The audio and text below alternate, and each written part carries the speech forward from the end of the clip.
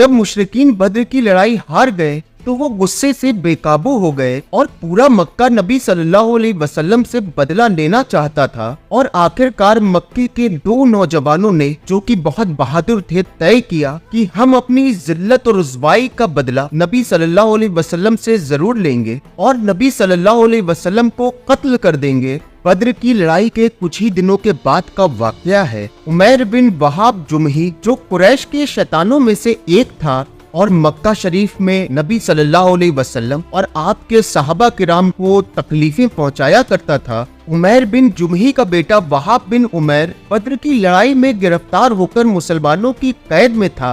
इस उमैर ने Safwan bin Umayya के साथ एक दिन हतीम में बैठकर बद्र में जो कुफ्फार मारे गए और उनकी लाशों को कुएं में फेंका गया उसके बारे में जिक्र किया। इस पर सफवान ने कहा कि खुदा की कसम अब जीने में कोई मजा नहीं आता। जवाब में उमैर ने कहा, खुदा की कसम तुम सच कहते हो, अगर मेरे ऊपर कर्ज न होता जिसे अदा करने के लिए मेरे पास कुछ नहीं है और मेरे बाल बच्चे न होते जिनके बारे में डर है कि मेरे बाद बर्बाद हो जाएंगे, मैं सवार होकर मोहम्मद के पास जाता और उसे कत्ल कर देता। और मेरे पास उसे कत्ल करने की वजह है क्योंकि मेरा बेटा वहाब उसके पास कैद है। इस पर सफवान ने कहा कि तुम्हारा कर्ज मेरे जिम्मे है, मैं इसे तुम्हारी तरफ से अदा करूंगा और तुम्हारे बीवी बच्चे मेरे बीवी बच्चे हैं, जब तक वो मौजूद रहेंगे मैं उनका ख्याल रखूंगा। ऐसा नहीं होगा कि मैं कोई चीज खाऊं और उन्हें ना दूं। फिर उमैर ने इन बातों को अपने दरमियान रखने के लिए सफवान से कहा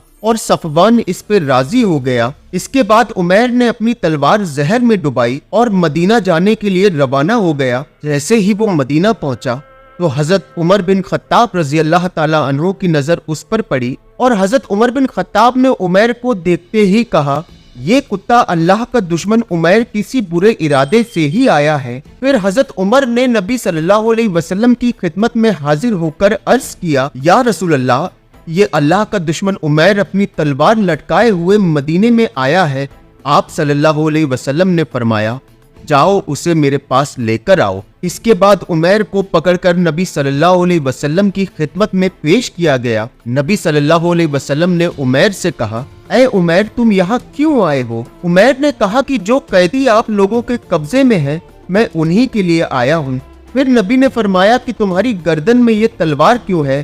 तो उमैर ने कहा, अल्लाह इन तलवारों का बुरा करे, ये तलवारें हमारे किसी काम ना आ सकी। नबी ने फरमाया, सच सच बताओ तुम क्यों आए हो? उमैर ने कहा कि मैं अपने बेटे वहाब के लिए आया हूँ। नबी ने फरमाया कि तुम झूठ बोल रहे हो क्योंकि तुम और सफवान हतीम में बैठे बातें कर रहे थे। फिर नबी ने पूरी बातें बताई जो उन दोनों ने की। ये सुनते ही उमैर बोल पड़ा कि मैं गवाही देता हूँ कि आप अल्लाह के रसूल हैं। इससे पहले हम आपकी तमाम बातें झुटला दिया करते थे कि एक फरिश्ता आसमान से वही लेकर आपके पास आता है, लेकिन ये मामला ऐसा है जिसकी खबर मेरे और सफवान के अलावा किसी को न थी। इसलिए मुझे यकीन है कि अल्लाह की कसम ये बात अल्लाह के अलावा आप तक किसी और ने नहीं पहुंचाई। तमाम तारीफें अल्लाह के लिए है जिसने मुझे हिदायत दी और मुझे हाँक कर यहाँ तक पहुंचाया। फिर उमैर ने कलमा पढ़ा और मुसलमान हो गया। उसके बाद आप सल्लल्लाहु अलैहि वसल्लम ने अपने सहाबाओं से फरमाया, अपने भाई को दीन समझाओ, कुरान पढ़ाओ और इसके कैदी को आजाद कर दो। उम्मीद करता हूँ कि ये वाक़या आपको बहुत पसंद आया होगा।